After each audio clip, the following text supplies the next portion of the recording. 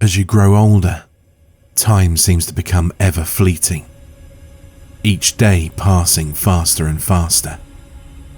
Precious moments lost to typing away on computers and filing paperwork.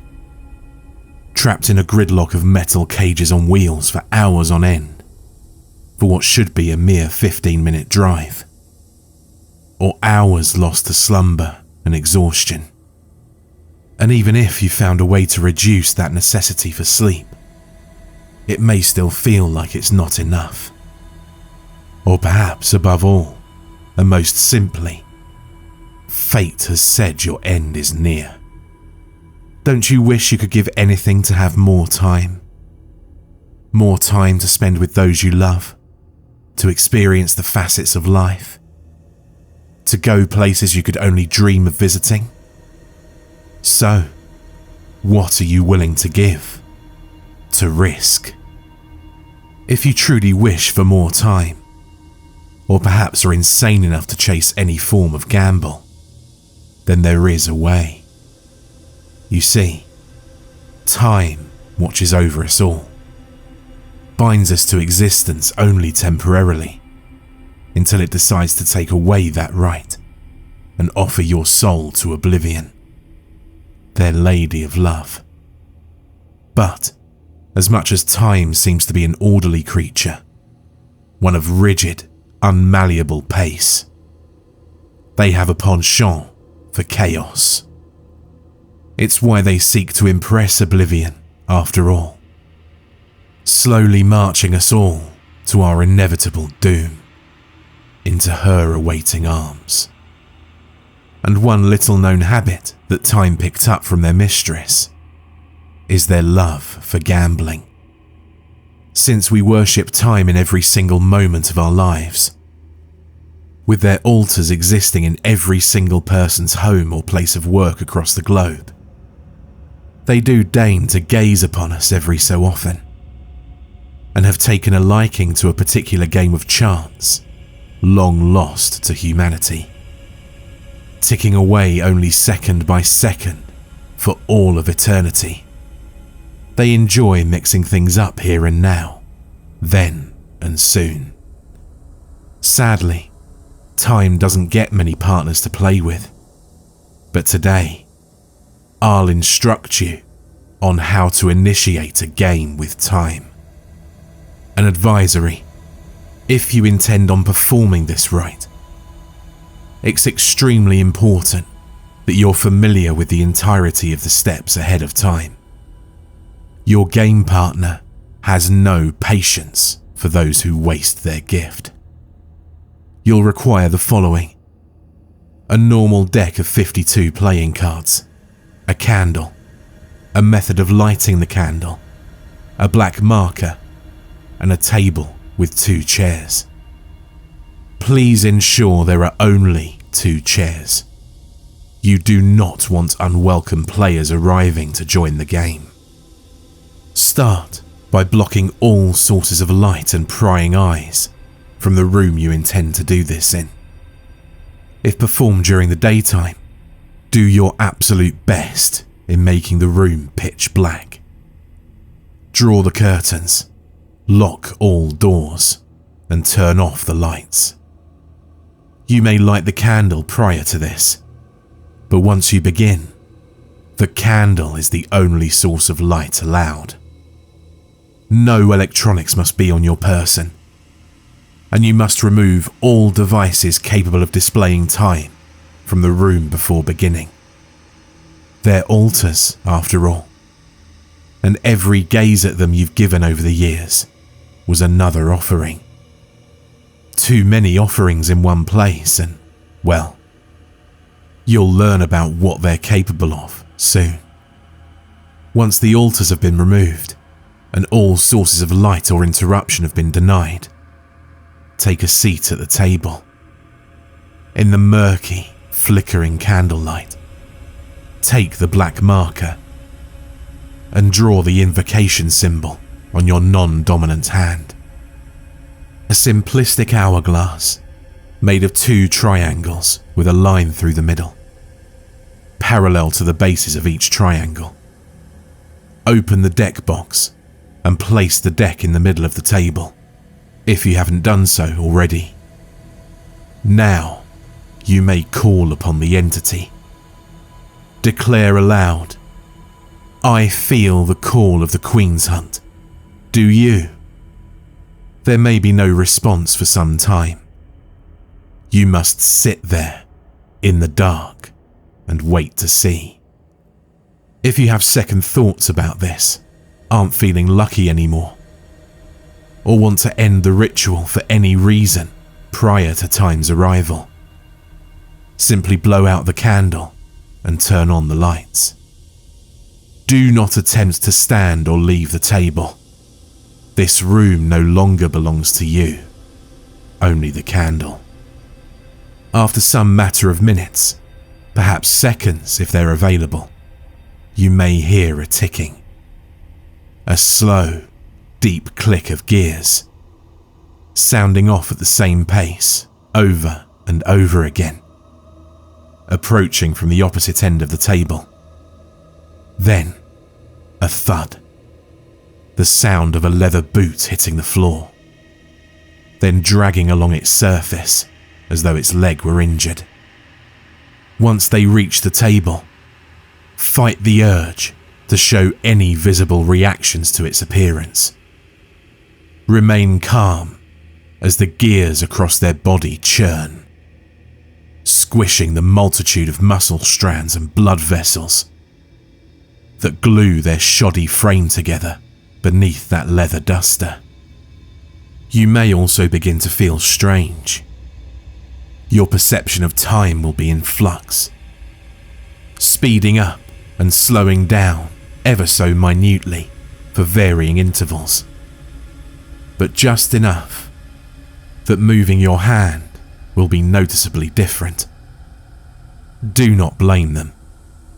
All major entities have auras such as this. But, unlike the Sandman, who forces his will upon you in an attempt to bring slumber, time is indifferent. All beings are constantly moving with time's flow. So why should it pay any more attention to the fish by the shore when there's an ocean of life before it? Granted, you were nipping at their toes by inviting them here. Time will not waste themselves.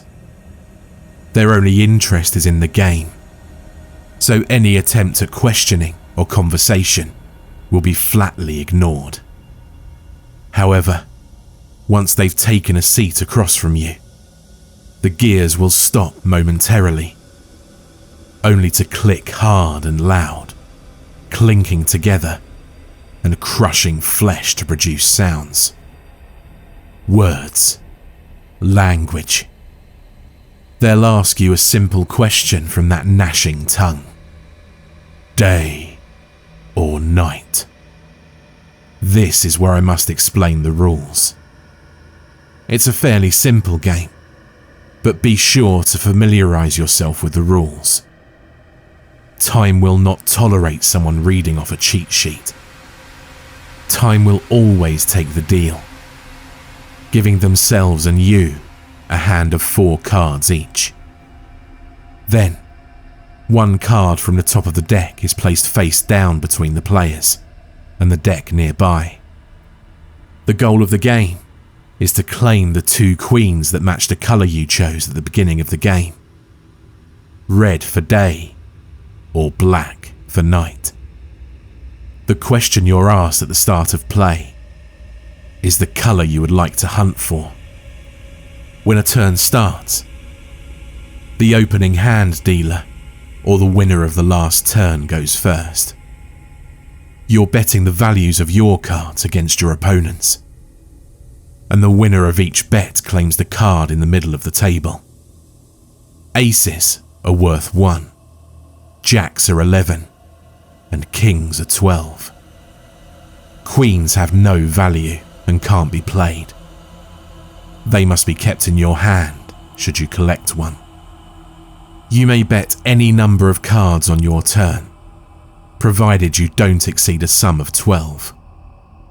Going over 12 is forbidden, so count correctly.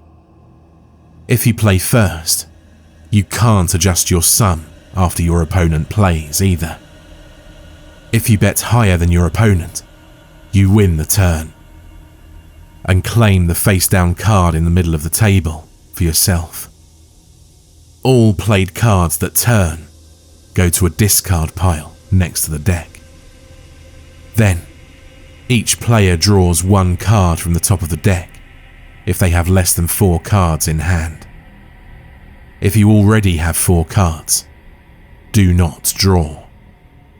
Play continues until a win condition is met or the deck runs out of cards, at which point both hands are revealed.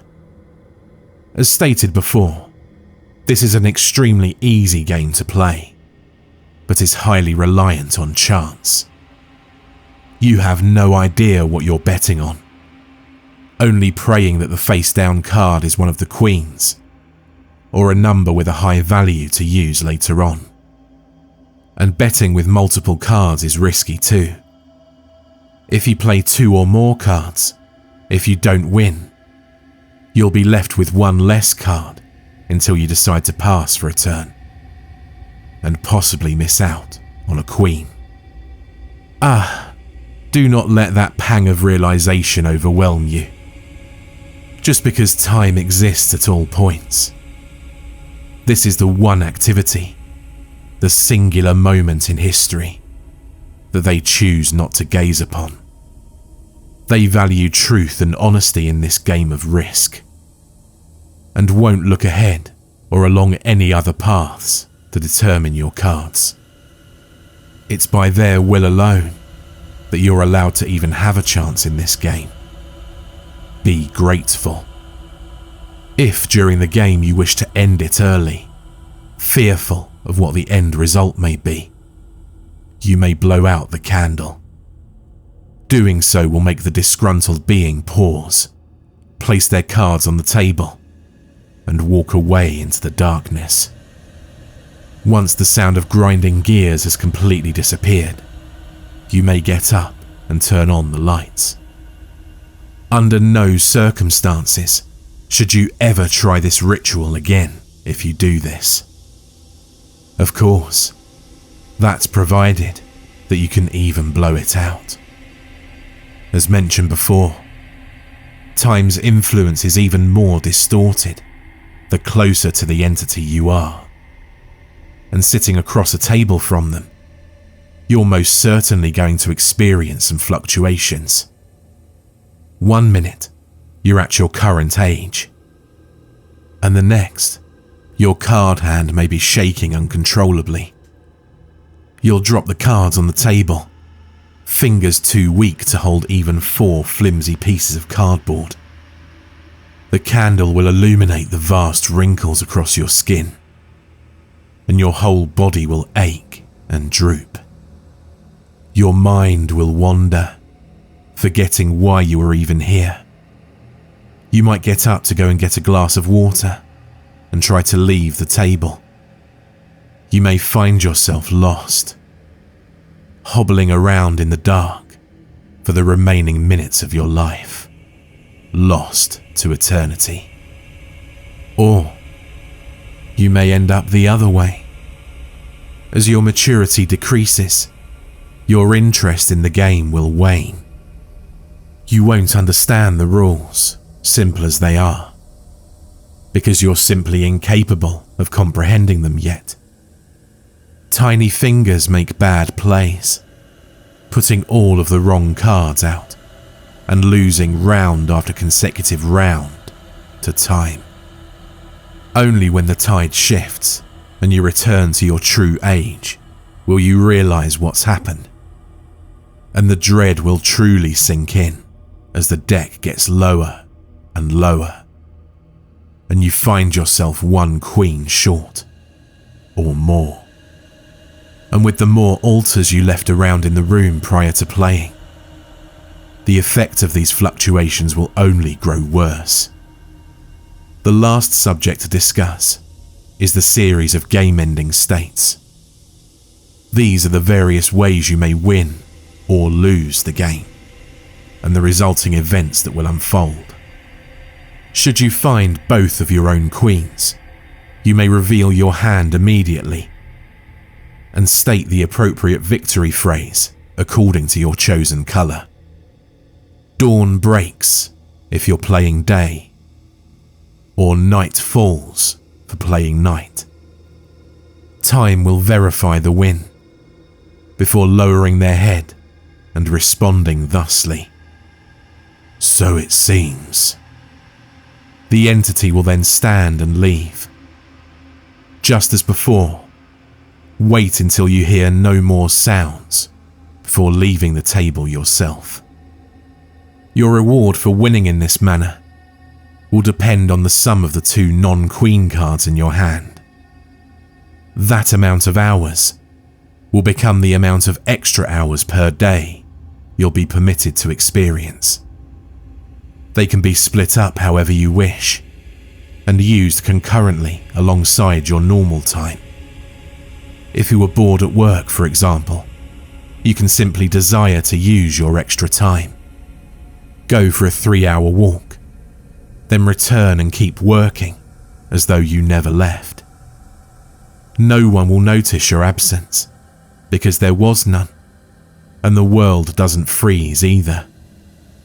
You're simply permitted to experience 2 places in space at the same time, for a given amount of time every day. Still, this should be more than fulfilling for your needs. A note: this ability will not be accessible during any other rituals you may perform. Alternatively, if Time should find both of their queens, they will make the same declaration, and you must respond in kind with, "So it seems." This is one of the punishments you may encounter for losing the game. The sum of Time's value cards will be taken away from your daily allotment in hours. Your days won't become shorter, per se. You'll lose complete moments from anywhere in your history that Time pleases. Maybe sometimes a few hours of work will fly by and you won't even notice. That's good. But it won't always be that way. A fight with the spouse that's starting to heat up, and suddenly you find yourself in an empty apartment with no memory of what happened. Perhaps you'll be driving home from work and Time plucks a mere 10 minutes away. Your consciousness will pick back up as you cry out from your broken bones and the fire lapping at your face. Stealing away your daughter's wedding, or that concert you've been waiting to go to for months. Whenever Time decides to, you'll lose those. In some cases, you'll be no better off than a late-stage dementia patient. I recall meeting a poor soul who'd lost this way to a king and a jack. It took 2 weeks for him to dictate his whole story. Should both players finish with a queen of each colour, or obtain both queens of their opponent's colour, it's a tie. Nothing lost, nothing gained. When this occurs, Time will ask the question again, offering you a new game. You can accept this offer if you so wish, but for most, the strain of one game alone is enough. To decline the request, politely tell them you've had enough for now, and shuffle the deck back together into one whole before blowing out the candle. Again, wait before leaving the table. Now, for the more extreme end results. Should you finish the game with 3 queens, both of yours and one of the entities, you'll receive the sum value of your last non-queen card in years. They can be spent as a pool, as opposed to a daily allotment. If you want to, you can even hold on to them and save them to extend your life. Naturally, should this be Time's result, you'll lose those whole years wherever it seems necessary. I spoke with one woman who missed out on her son's early years, from birth at the hospital to the middle of his first year of grade 2. Or maybe time will gift you to his beloved early and just neatly lop off those years from the end of your life. One moment, you'll be on a second date with someone you're feeling real good about, and the next, you're not. You're not anything. You become nothing. If the queens are the inverse, however, having only one of your own queens but both of your opponents, this is also a tie state. And then there's the jackpot, the full hand. If by some complete miracle of fate, you're able to collect all 4 queens, simply show your hand and declare, "I am the night and the day." Accounts of what the reward actually is are very few and far between, as this is an incredibly rare circumstance. That being said, I did meet one man who claims to have done just that. He stated that upon making the declaration of having 4 queens, all of time's gears came to a jolting stop. At first, the man had feared that he'd angered the entity, but instead, the gears began to turn again after a moment. The being stood slowly, metal creaking and flesh snapping apart, before rummaging around inside their jacket for something. After a moment, they held a pocket watch in their hand, with fingers made from hands of a clock. They screwed off the rusty back and then reached deeper into themselves. To the man's horror, he heard a loud chunk as time itself ripped a gear from their own innards and placed it inside the little pocket watch. They then placed the watch upon the table and disappeared into the dark. When the man concluded the ritual, the pocket watch remained. According to him, time had given him his own altar. He showed me the pocket watch, and while it was incredibly ornate and beautiful to behold, I chose to avert my gaze. Doubtless, he'd already gotten many to give him offerings in the past, and I was concerned about what he was already capable of. I didn't need to be giving him any more power than he may have already had. But finally, there's the matter of losing to all 4 queens. Or if he should try to cheat time, or attempt the ritual again after blowing out the candle mid-game. For losing so completely, or for being a terrible sport, time will finally put their gaze upon you. They'll focus on that lone fish for once, nipping at their toes, and grant it the ultimate punishment. No, you will not be erased from history. You will become one with it. Every particle of your very being will be meticulously placed upon every single horrible moment in time. The burning of the dinosaurs, gas deaths in the war trenches, torture in the basements of the most cruel and deplorable individuals known to man, and all the parts of you will be forced to experience every one of those moments, all of the time, for the rest of time, suffering in truly eternal agony. No rest, no escape, only eternity and suffering across it. Maybe then you'll finally understand a fraction of what time witnesses and why they find oblivion so attractive. Of course, this is only the worst outcome of all. And you'd either have to be incredibly unlucky, or the kind of person that deserves it, to be punished like that. And should you survive your ordeal, you're free to invite time over and over again for more games, to test your luck and gain more history, more memories. So, are you feeling lucky? Macabre Horror here. I hope you enjoyed this horror story from a very talented author. Thanks so much for listening and supporting the channel. I'd appreciate if you could leave a comment below, as I love to hear from you all, and I'd appreciate if you can like and share, as that really helps as well.